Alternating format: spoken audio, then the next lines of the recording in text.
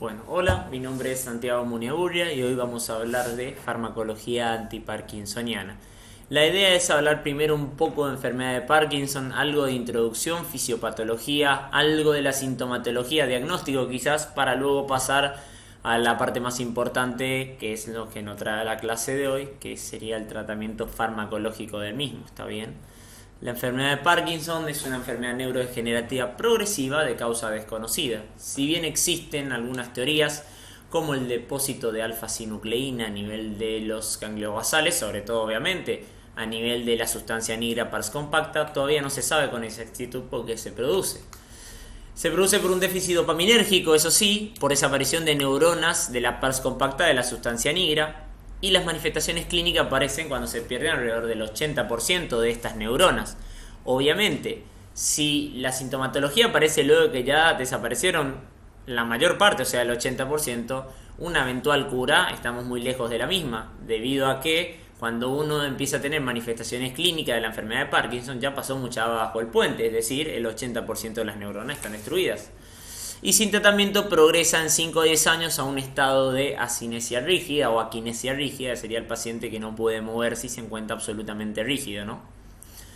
Bueno, acá vemos las vías a nivel de los ganglios basales en la enfermedad de Parkinson. Recordemos, si se acuerdan de anatomía, neuroanatomía, o si alguien cursó ya neurología, que tenemos una vía directa que es la que activa los movimientos voluntarios, hablando a grandes rasgos, mientras que la vía indirecta es la encargada de inhibir la aparición de componentes involuntarios del movimiento, o sea, inhibe los movimientos involuntarios, básicamente.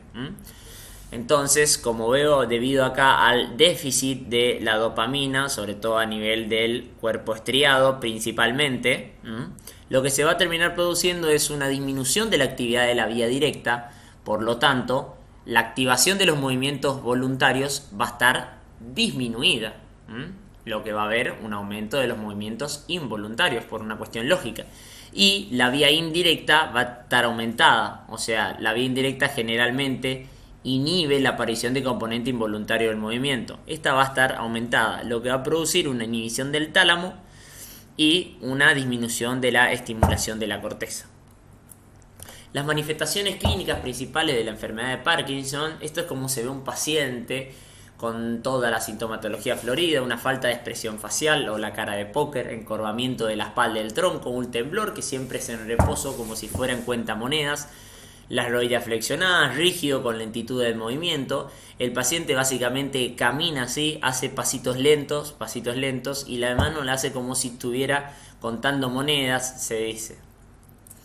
El diagnóstico de la enfermedad de Parkinson son los síntomas cardinales, que es la bradicinesia o bradiquinesia, y por lo menos uno de los siguientes. La bradiquinesia es la lentitud en los movimientos, hablando a grandes rasgos, y uno de estos son la rigidez muscular, el temblor de reposo, no de intención sino de reposo, y la inestabilidad postural. Para la inestabilidad postural, por ejemplo, se puede hacer una prueba al paciente en la que el paciente parado se lo agarra de atrás y se lo tironea, o se agarra de los hombros tironeándolo para atrás.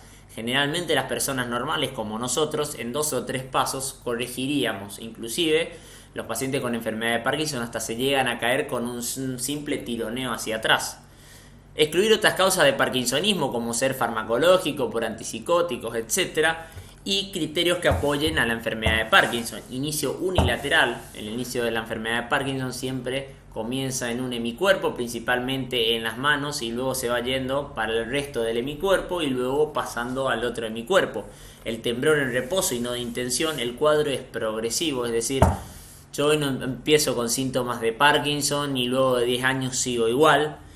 El síntoma de inicio asimétrico, como dije, y la excelente respuesta, 70-100%, a la levodopa. La levodopa vamos a hablar más adelante.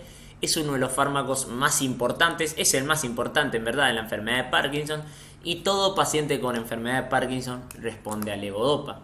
Un paciente con enfermedad de Parkinson que no responde a levodopa les debe llamar la atención y replantearse el diagnóstico de la enfermedad de Parkinson. Como dijimos, es absolutamente clínico, ¿está bien? Corea severa inducida por levodopa, esto se produce con el tratamiento crónico, vamos a hablarlo más adelante. Respuesta a la levodopa mantenida mayor a 5 años, ahora también lo vamos a hablar, pero es que la levodopa tiene una vida útil, por decirlo de una manera, o sea, un tiempo que funciona muy bien y después declina su acción, y el curso clínico mayor a 10 años. Los objetivos terapéuticos del tratamiento son mantener la autonomía e independencia mediante el control de síntomas. Solamente control de síntomas.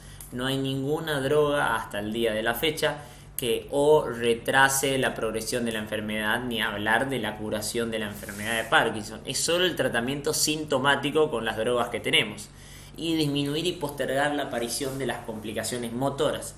Estas se producen secundarias al tratamiento antiparkinsoniano, que también lo vamos a hablar ahora.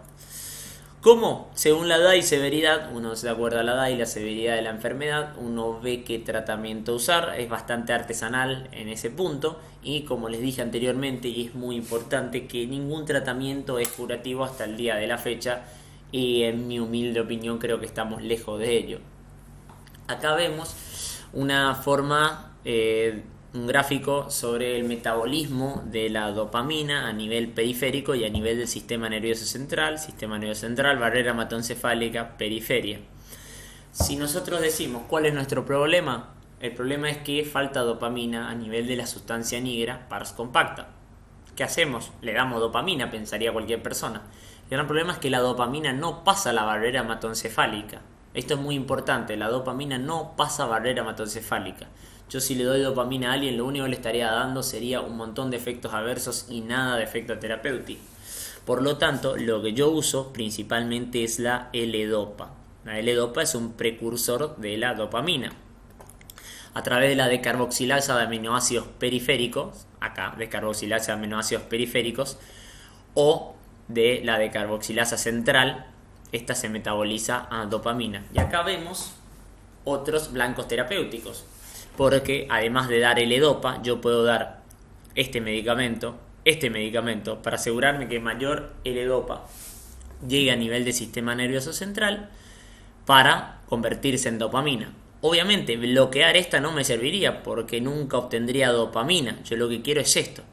Y bloquear estas otras enzimas, que son la monoaminoxidasa B y la catecolometiltransferasa. Bloqueando estas, yo haría que mantener mayor cantidad de dopamina en la brecha sináptica, ¿está bien? Esto es muy importante para los probables blancos terapéuticos, además de la L-Dopa, que es la fundamental. Entonces, la L-Dopa, ese precursor metabólico de la dopamina, como dije, es el fármaco más efectivo, se da por vía oral y ocupa un transportador de aminoácidos aromáticos, ¿está bien? Esto es muy importante sobre el transportador de aminoácidos aromáticos, debido a que tiene una alta afinidad por proteínas. Es decir, que si yo consumo la levodopa con una comida rica en proteínas, como ser por ejemplo una hamburguesa, el transportador de aminoácidos aromáticos va a competir con la levodopa y con la comida, ¿está bien? Por lo tanto, yo la tengo que consumir lejos de las comidas, 1 hora antes o 1 hora y media después, debido a que si yo la consumo al mismo tiempo con proteínas, me va a disminuir la biodisponibilidad de la misma. El pico plasmático es de 0,5 a 2 horas y tiene una vida media de 1 a 3 horas. Vamos a ver más adelante que esto realmente no es así, sino que si bien su vida media es de 1 a 3 horas, en verdad dura mayor cantidad de tiempo. Se metaboliza por descarboxilización periférica y central a dopamina, como dijimos anteriormente, y eliminada por la recaptación presináptica y metabolismo por monoaminoxidasa y por la COMT, catecolometiltransferasa. Mejora los síntomas motores, pero no todos en la enfermedad de Parkinson, ¿está bien?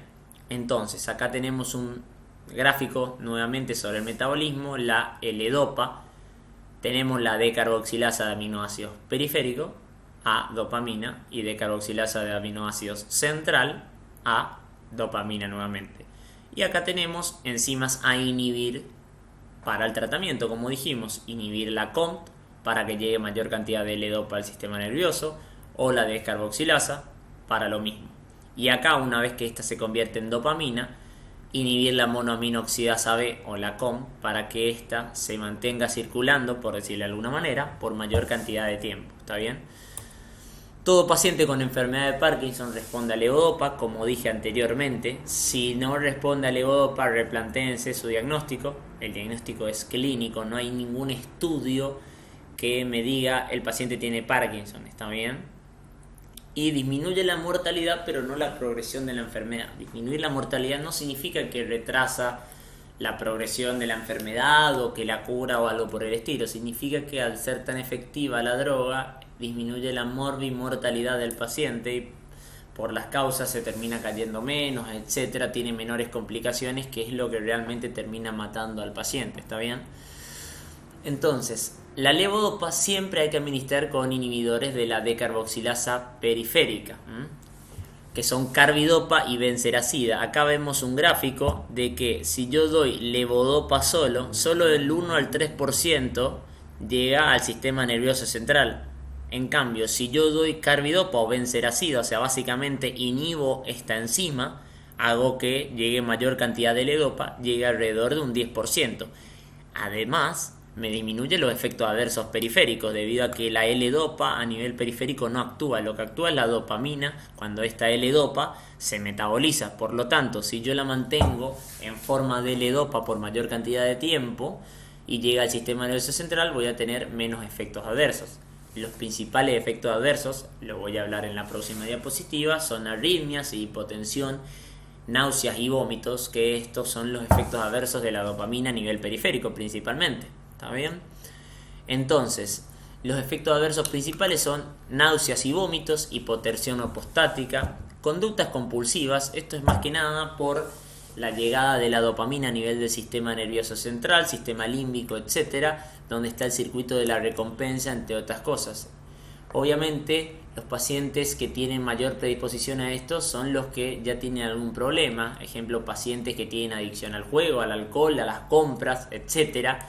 No estaría bueno a veces que la dosificación de la levodopa, porque podría llevarlos a gastar mucho dinero en ese tipo de adicciones, ¿no? Además, insomnio, pesadillas, que esto también, y las alucinaciones y la confusión, debido a que en la clase de antipsicóticos, recuerden que el principal efecto de los antipsicóticos es inhibir o bloquear los receptores de dopamina.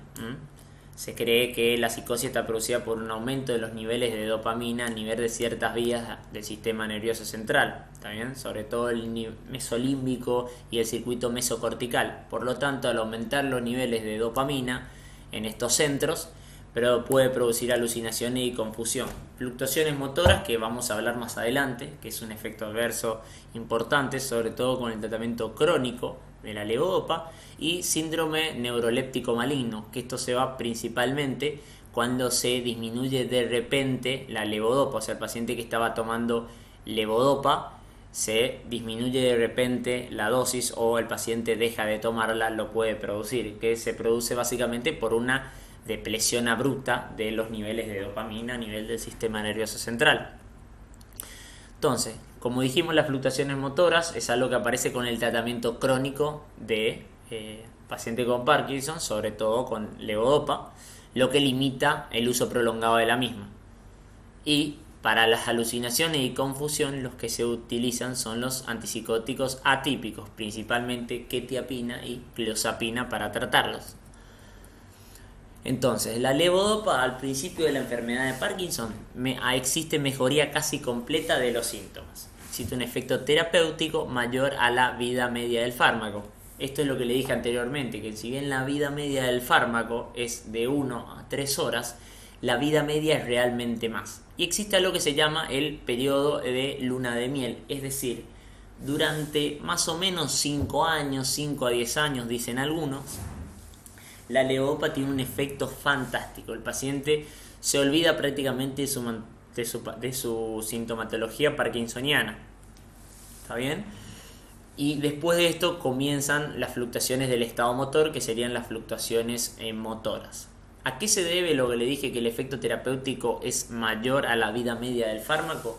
Debido a que, si bien la vida media es 1 a 3 horas, cuando se le da el fármaco, a nivel de la sustancia nigra pars compacta, existen vesículas que almacenan esta levodopa o dopamina y la van liberando de manera paulatina. Por lo tanto, a pesar de que su vida media es de 1 a 3 horas, gracias a estas vesículas se mantienen mayor cantidad de tiempo circulando, ¿está bien?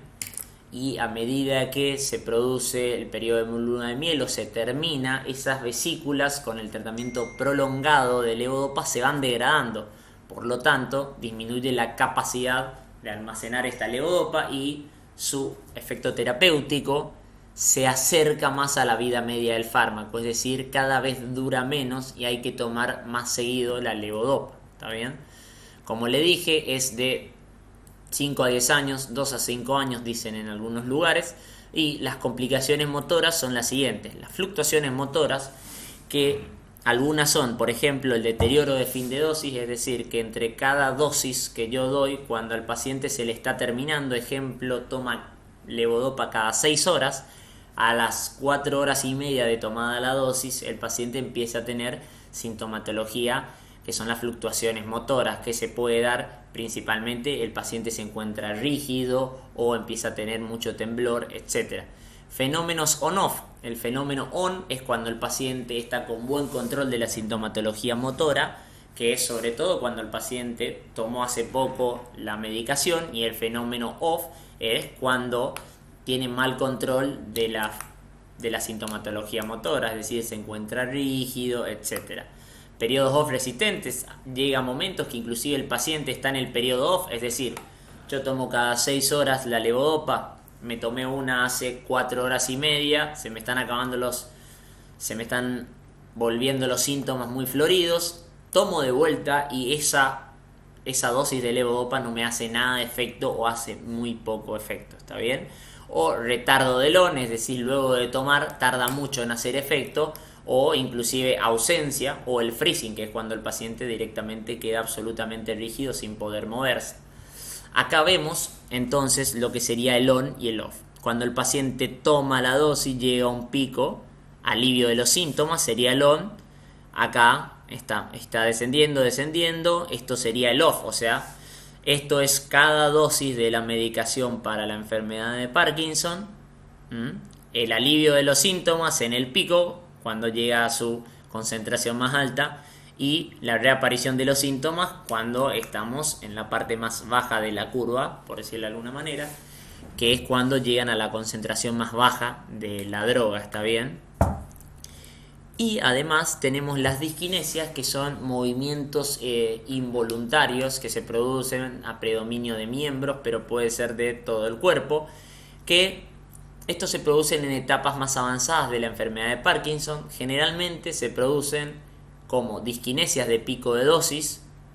Acá también están las disquinesias bifásicas, distonías del off, etc. Acá les voy a mostrar lo que pasa en la etapa temprana de la enfermedad de Parkinson.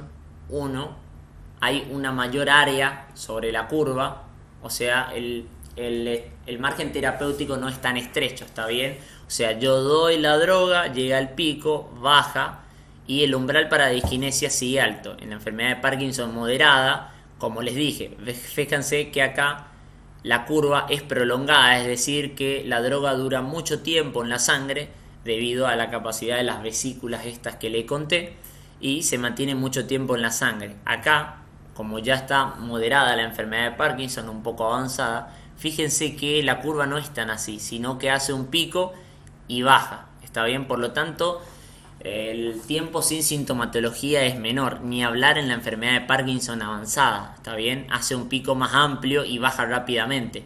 Como verán, el margen terapéutico es cada vez menor y el umbral para la disquinesia se necesita menor cantidad de dosis para producir esta disquinesia, y encima necesito mayor cantidad de dosis para producir una respuesta, así que es un poco complicado.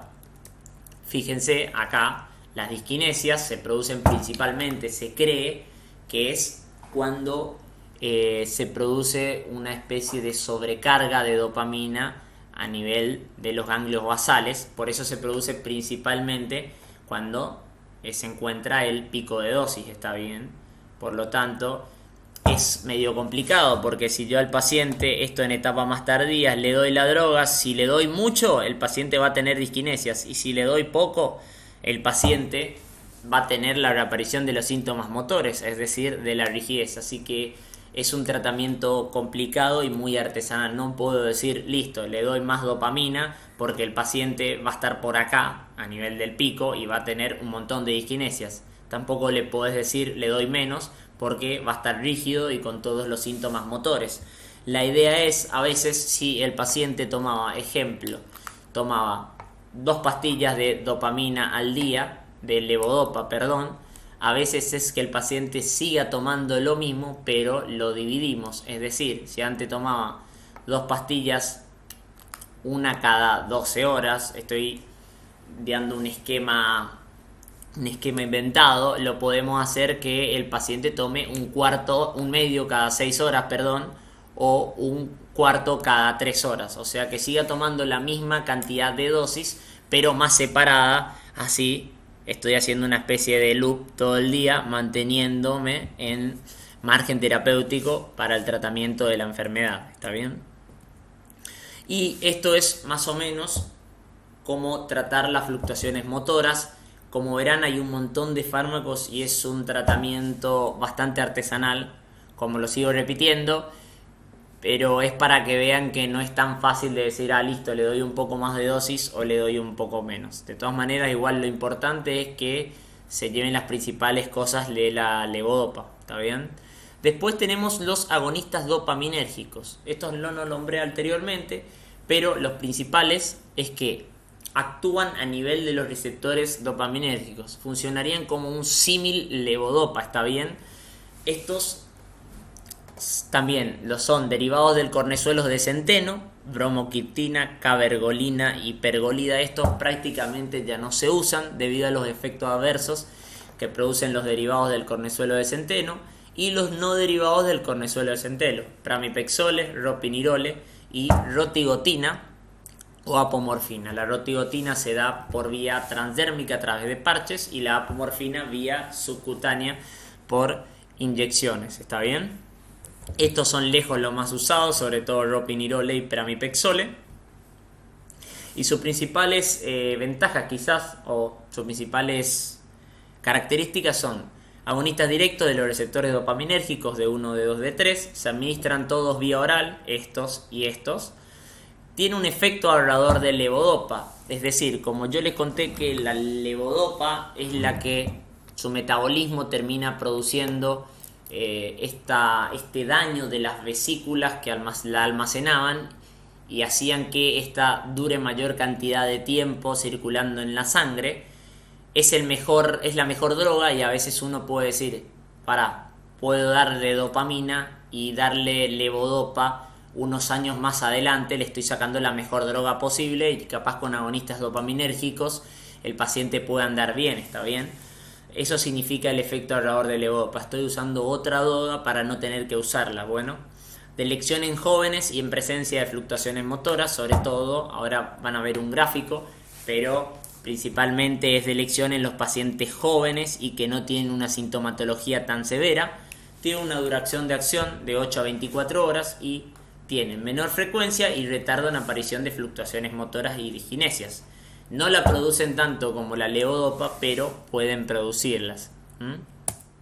Entonces, las ventajas es que no compiten con los aminoácidos de la dieta para la absorción y tampoco tienen problemas a nivel del pasaje por la barrera hematoencefálica. Por lo tanto, no tendría por qué consumirlo lejos de las comidas ni demás.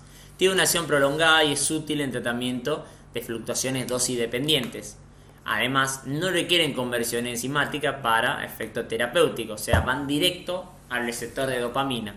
No generan metabolitos oxidativos, que esto lo nombré anteriormente, que se cree que el daño de la levodopa a estas vesículas es por metabolito oxidativo, o sea, se produce por el mismo tratamiento un daño, pero es el mejor tratamiento que hay, pero no es gratis, ¿no? Y se produce una menor frecuencia de fluctuaciones motoras y diskinesias, además de un retraso en su aparición. ¿Cuáles son las desventajas? Que la eficacia sintomática es moderada, no tiene la misma efectividad que la levodopa, deben introducirle lentamente, tienen más efectos adversos y son más caros, no disminuyen la mortalidad como lo hace la levodopa y no son útiles para el tratamiento del freezing, la inestabilidad postural demencia y disautonomías, ¿está bien? Que son algunas de las manifestaciones no motoras de la enfermedad de Parkinson. Los efectos adversos son muy parecidos y todos los fármacos antiparkinsonianos van a ser parecidos, debido a que todos los efectos adversos son por el efecto de dopamina o agonista dopaminérgico, lo que sea, a nivel periférico o del sistema nervioso central. Náuseas, vómitos, mareos, hipotensión ortostática, esto a nivel periférico, alteraciones psiquiátricas, por lo que dije de la vía mesocortical y mesolímbica principalmente, que pueden producir alucinaciones, delirios y psicosis. Edemas, esto es algo principal de los típico de los agonistas dopaminérgicos, no se sabe bien la causa. Fibrosis pulmonar, pleural, valvular y retroperitoneal. Esto es de los derivados del cornezuelo de centeno que dije anteriormente, bromocriptina, rotigotina, cabergolina, etc.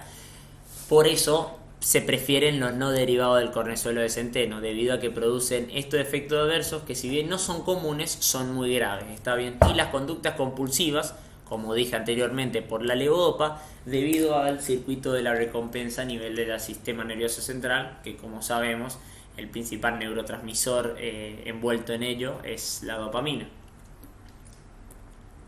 Y después tenemos a la apomorfina, que es algo, dato color quizás decirlo, que tiene una administración subcutánea, es fuertemente metógeno, a tal punto que requiere profilaxis. Esto se usa principalmente en un paciente que está de repente en el off, es decir, de repente se puso muy rígido, o sea, está con su sintomatología muy florida y funciona a tipo de rescate, por decirlo de una manera. Aumenta muy rápidamente los niveles de dopamina a nivel periférico y sistema nervioso central, lo que provoca una estimulación del centro del vómito muy potente. Por eso inclusive requiere profilaxis, y como efectos adversos puede prolongar el QT, alucinaciones, disquinesia y comportamiento anormal, que es lo mismo de lo que venimos hablando, pero debido a que se produce un pico muy rápido, lo puede producir con mayor frecuencia quizás, ¿está bien? Los inhibidores de la monoaminoxidasa inhiben selectivamente e irreversiblemente a la monoaminoxidasa B. Al ser selectiva e irreversible, no nos tenemos que preocupar, no sé si recuerdan, del síndrome tiramínico o el síndrome del queso, que ocurría principalmente por la monoaminoxidasa A. De eso no nos tenemos que olvidar, es solo la monoaminoxidasa B que se encuentra a nivel del sistema nervioso central. Son otros fármacos ahorradores de levodopa, debido a que yo, dando este fármaco, bloqueo la inhibición, la degradación enzimática a nivel del sistema nervioso central, y tengo que dar menos levodopa al paciente para que haga su efecto. Puedo dar más inhibidor de la monoaminoxidasa y menos levodopa, o la misma cantidad de levodopa, ¿está bien? Y se utiliza como monoterapia en jóvenes y tratamiento sintomático inicial, esto según algunas bibliografías, y como terapia complementaria de levodopa y agonistas dopaminérgicos en etapas posteriores. Llegan pacientes con etapas posteriores que tienen múltiples fármacos, no solamente uno, ¿está bien? Y en enfermedad de Parkinson avanzada pueden ser beneficiosos para mejorar las fluctuaciones on-off y limitar los requisitos de levodopa y prolongar sus efectos. Tenemos uno que es la seligilina, que es vía oral, tiene un importante primer paso hepático y se metaboliza por el hígado a metabolitos anfetamínicos y metanfetamínicos, lo que puede producir un síndrome simpático mimético. Y la rasagilina, que se da vía oral, no produce metabolitos anfetamínicos y es mejor tolerado. Es preferible la rasagilina que la seligilina, ¿está bien? Acá pongo lo de neuroprotección, debido a que hay un estudio que se llama Adagio, en el que se estudiaba la rasagilina acerca de como una probable neuroprotección en la enfermedad de Parkinson, debido a que teóricamente el metabolismo de la levodopa produce daño de las vesículas, estas que comenté yo, que ayudan a que se liberen paulatinamente el neurotransmisor de la sustancia nigra, y los metabolitos tóxicos que se generan de la levodopa serían principalmente luego de su metabolismo por la monoaminoxidasa B. Entonces, si yo inhibo esta enzima, quizás la levodopa va hacia otras vías de degradación enzimática y no van hacia esta, y por lo tanto, consecuentemente, produzco menor cantidad de radicales libres o especies reactivas al oxígeno y menor daño de estas vesículas o de la misma sustancia negra, ¿no? Pero de todas maneras es un estudio que no llegó a conclusiones fuertes, así que es algo que está en duda y no se puede decir que es neuroprotector ni nada por el estilo, son solo teorías, ¿no?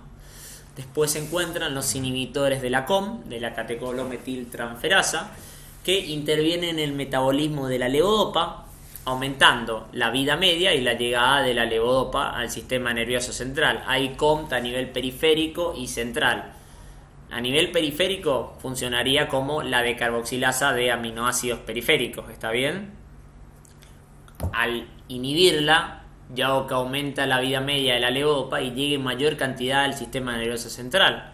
Siempre nuestro objetivo va a ser que llegue mayor cantidad de levodopa al sistema nervioso central y que una vez que esté ahí se convierta a dopamina y ésta se mantenga la mayor cantidad de tiempo circulante. Aumenta el tiempo sin síntomas, disminuye el off y aumenta el on, como casi todas las drogas, y los inhibidores de la COM reducen significativamente los síntomas del wearing off en pacientes tratados con levodopa-carbidopa. El wearing off es cuando básicamente tomas la medicación y se te va acabando los niveles de medicación sanguíneo, o sea, está bajando los niveles de levodopa en plasma, ¿está bien? Y por lo tanto, al acabarse, vuelven los síntomas motores. Y en etapas tempranas, junto con levodopa, disminuyen el riesgo de complicaciones motoras, pero aumentan los efectos adversos. Los efectos adversos de los mismos, todo lo mismo. Siempre todos los fármacos antiparkinsonianos tienen prácticamente todos los efectos adversos iguales. Náuseas, hipotensión ortostática, sueños vívidos. Esto tendría que ver con la confusión y alucinaciones, y las disquinesias. Esto obviamente en etapas más tempranas de la enfermedad, que todos también lo producen. Existe la tolcapona, que es inhibidor de la catecolometiltransferasa central y periférica. Se administra 2 a 3 veces por día. Se metaboliza por CYP3A4 y 2A6.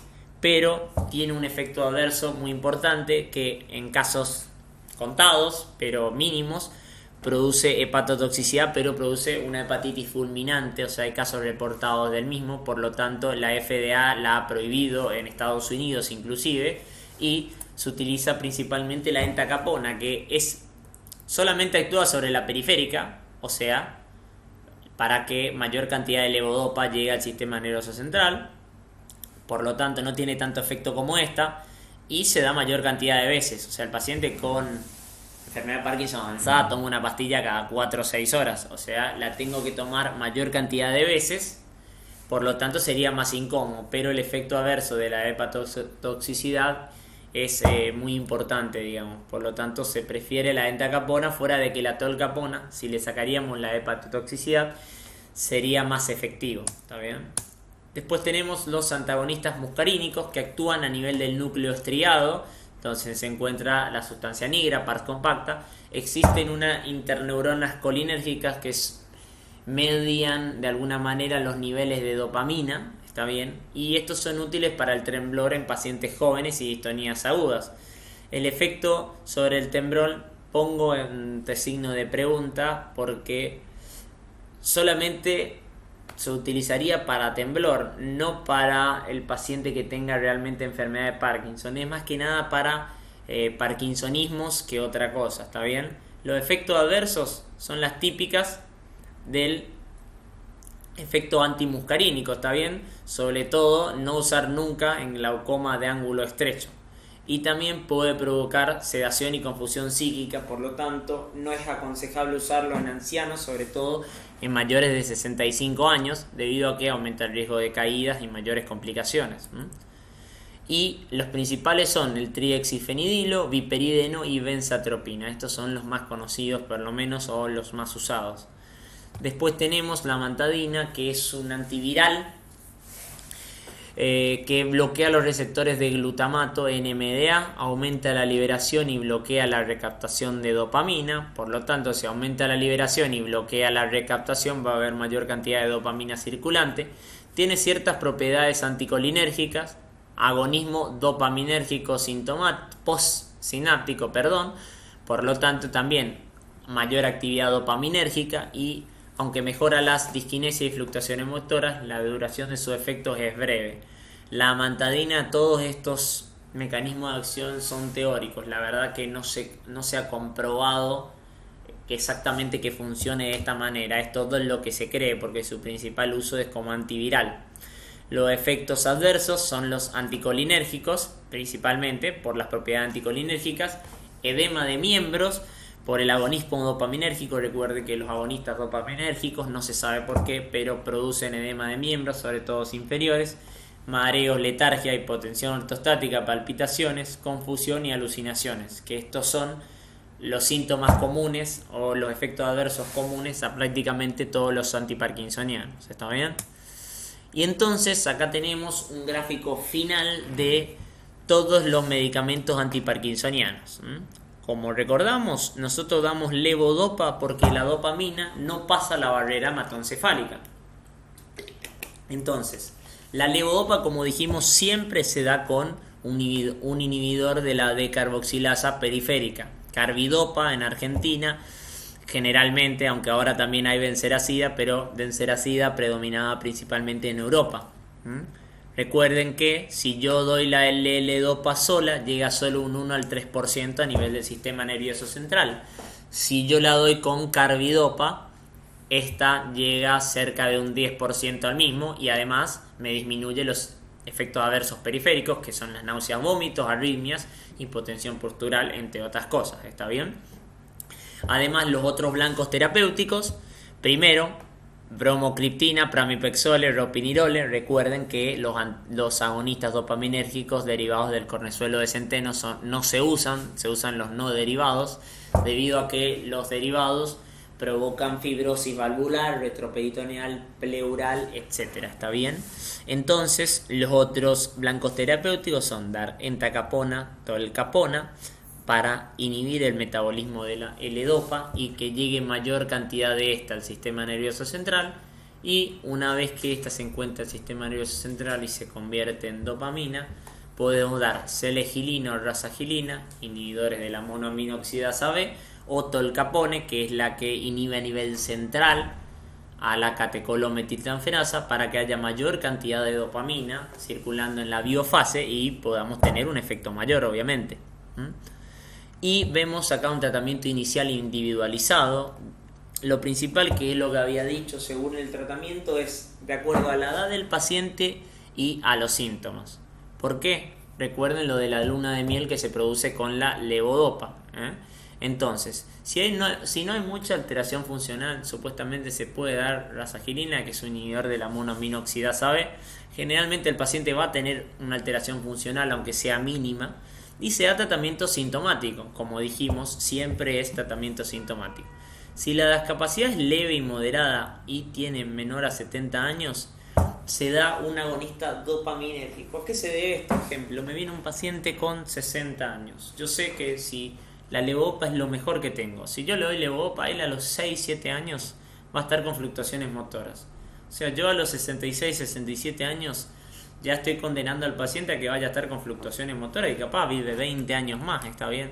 Yo con los agonistas dopaminérgicos, inhibidores de la monoaminoxidasa B, puedo hacer una especie de puente y que el paciente retrase esta aparición de las fluctuaciones motoras y usarlo a la levodopa cuando el paciente ya no dé más con los agonistas dopaminérgicos o con los monoaminoxidasa B. ¿Cuál sería lo que me cambiaría? Si el paciente es joven, tiene 60 años, pero tiene un Parkinson que está muy mal, muy avanzado, con mucha sintomatología, yo tengo que ponerle levodopa. Va a tener fluctuaciones motoras, pero el paciente necesita la mejor droga disponible porque su Parkinson es muy severo. Obviamente, si el paciente tiene discapacidad moderada o severa o es mayor a 70 años, es una persona grande, ahí sí utilizo levodopa porque la expectativa de vida del paciente no es tanto, o sea, no tiene muchos años de expectativa de vida. por lo tanto puedo usar la levodopa y sí, el paciente va a tener fluctuaciones motoras, pero el tiempo es menor, digamos, y obviamente si la discapacidad es severa, discapacidad severa, entonces siempre va levodopa, y de acuerdo a si la discapacidad es leve o moderada, me fijo la edad, si es menor a 70, algunos dicen 65, puedo usar agonistas dopaminérgicos. Si es mayor a esto, puedo usar levodopa, ¿está bien? Y la estimulación cerebral profunda, que había salido en las noticias, que en el Posadas lo hacían, muchos decían que era curativa, pero claramente mentira, que es una técnica utilizada en los casos en los que las medidas farmacológicas no consiguen controlar los síntomas, o sea, a pesar de levodopa y todo el arsenal terapéutico que tenemos, no sirve. Se realiza mediante una estimulación de estructuras cerebrales profundas, como ser el núcleo subtalámico, el globo pálido interno, y la principal ventaja de la estimulación es la reversibilidad y posibilidad de modificar los parámetros de estimulación. Acá, como ven, se pone un electrodo conectado a un neuroestimulador y a través de esto se mandan impulsos que, por decirlo de una manera, serían parecidos a las vías dopaminérgicas que se producen en la enfermedad de Parkinson, ¿no? O sea, y bueno, como dije anteriormente, no es curativa, esto es algo fundamental, porque hay mucha gente que dice, ay sí, la cirugía me va a curar, y no es así, por desgracia, el Parkinson sigue sin tener cura. Y bueno, eso es todo. Sé que es un poco complicado sin que dar la clase, sin que puedan hacer preguntas y demás, sobre todo explicando fisiopatología y algunas otras cosas de fluctuaciones motoras que son un poco complicadas. Pero bueno, cualquier cosita, este es mi mail y bueno, no hay ningún problema. Mándenme un mail con cualquier consulta o duda que les haya quedado.